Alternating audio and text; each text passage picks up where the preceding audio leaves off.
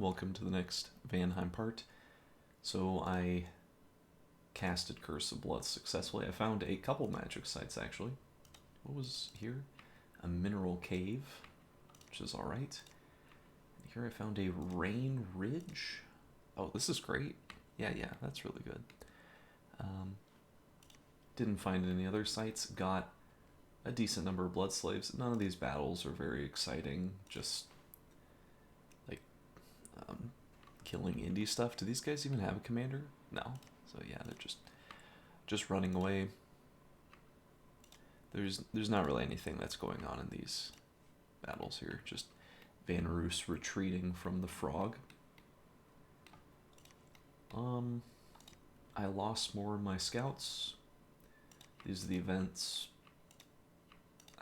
Most of them not very interesting, except for this one, where this guy got +1 holy magic.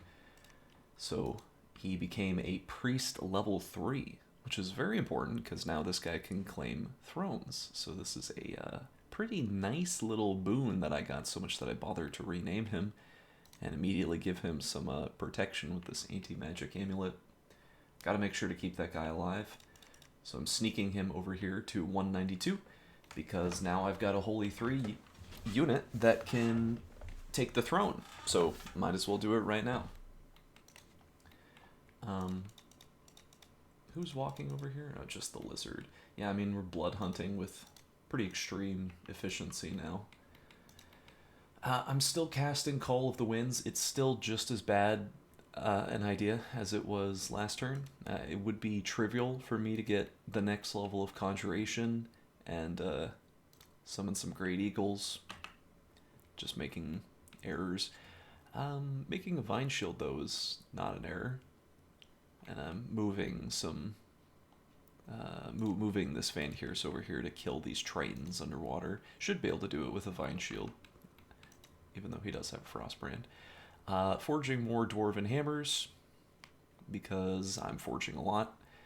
I'm having my Pretender make a Brazen Vessel, which is this item. It's another blood booster. Probably should have just done this instead and stuck it on my Pretender, because I don't really use the body slot for anything. I mean, I guess I could need it for Road of the Sea. Anyway, I mean, this gives you nature magic too. But I mean, Brazen Vessel, it's fine. The point is to get to Blood 6, and then I can cast some of these quite devastating blood spells. Oh, these are Blood 5. I guess it's to cast Astral Corruption. I mean, also I can put it on a Vampire Lord, so he could be Blood 5 with the little dagger. So yeah, I mean, there's some reason for it, but probably not the best use of his turn. Probably a better idea would be to cast the spell Bind Heliophagus immediately. Just do that right now instead of waiting. I guess I don't have the blood slaves even with this. I mean, that's only 40. Regarding Mictlan, I'm pushing some troops over here to this province. Still have most of my units preaching. I'm just content to leave Mictlan sieged. I mean, even when a fort is sieged, you still absorb a lot of the income that it produces, so I'm still making money off of it. And I'm storming again for some reason with a guy with an air gem. I mean, this is pretty bad. Like, being diseased is kind of a death sentence, although I do have disease healers, so yeah, I had no real reason to have this guy throw his life away, but that's where we are. I mean, I'm having him storm the castle alone, so that way I can check what Mictlan has inside. That's the point. And I'm continuing to siege down here, and now I'm entering this site and producing Fiends of Darkness. Should be pretty lucrative. Not sure what Abyssia is doing, just kind of hanging out. I like that as soon as he pushed off those independents that had been sitting on this province for like 20 turns and denying him access of his own fort, he just immediately got attacked by independents again. It's like, so there was no point. They just came back instantly. So, pretty terrible for Abyssia, but oh well. doing some blood sacrifices over here and blood hunting. I think I'm doing blood sacrifices down here? No. I mean, I still have dominion over this province, so the lightning bolts should not be hitting in there. They should just be striking the scouts that are, yeah, still desperately trying to flee, but cannot quite make it. Ulm is dying, so I have to assume they're AI. No, it says they're still human. Maybe that's just like a save file bug or something. I feel like Phlegra killed them by turn 44. Oh well. Anyway, not really doing too much. I'm just doing a lot of forging and blood hunting. I'm doing my best to power up as fast as possible, absorbing the power of Eternal Pyre, getting ready for a late game power explosion. Because now I'm sort of at the point of the game where we have to think about winning the game. And how to actually do that is you have to claim thrones. And I've only gotten one, the Outer Throne, that I just took from Mictlan. And we need 7. We need 7 thrones. I mean, this is a huge map. So where are we going to get them? Well, looking around, there's, of course, this throne over here, which is easy. Should be very easy for me to take this. There's that throne. There is the underwater throne down here. There are no thrones on Abyssio's Island, nor Nabaz, nor here.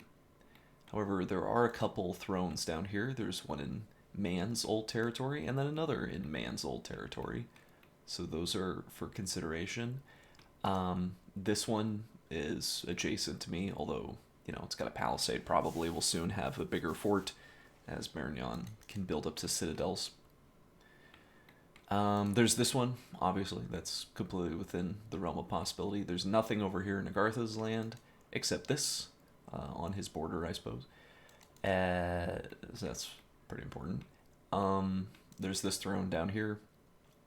Not really reasonable. It's pretty deep in the frog territory.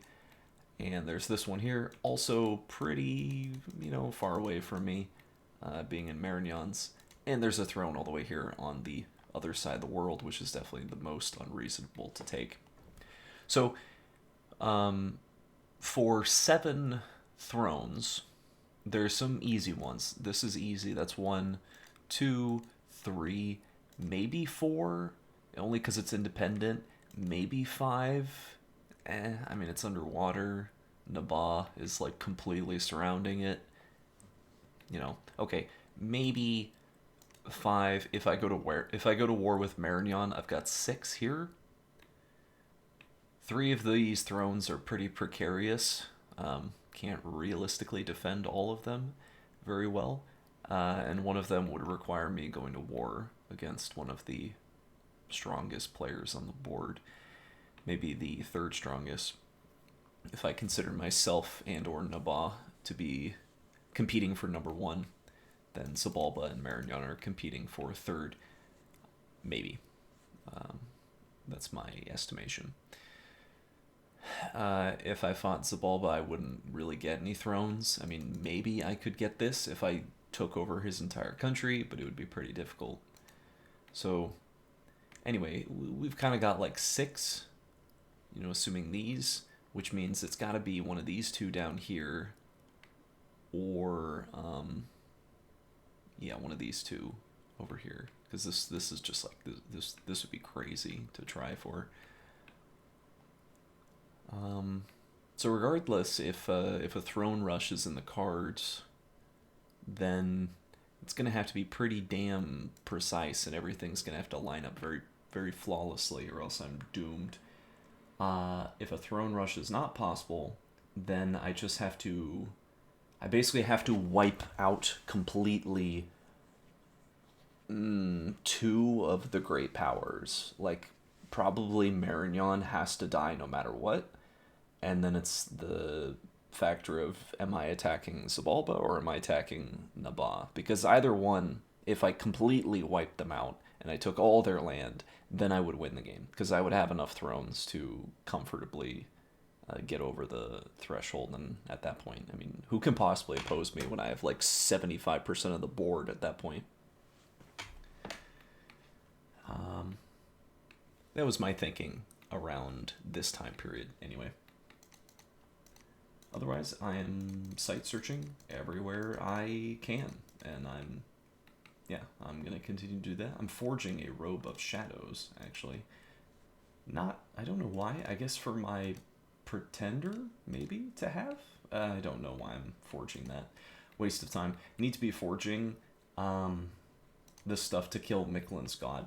Should have already had it ready to go. I mean, Miquelin's god should have died like 2-3 turns ago. And I'm just giving him a new lease on life for no reason, bogging myself down in this war that should already have ended. I mean, it is basically over, but all my units are stuck here until I completely wrap it up. So not great, but hopefully I'll come to the realization that I need to defeat my opponent soon. That's going to be the end of this part.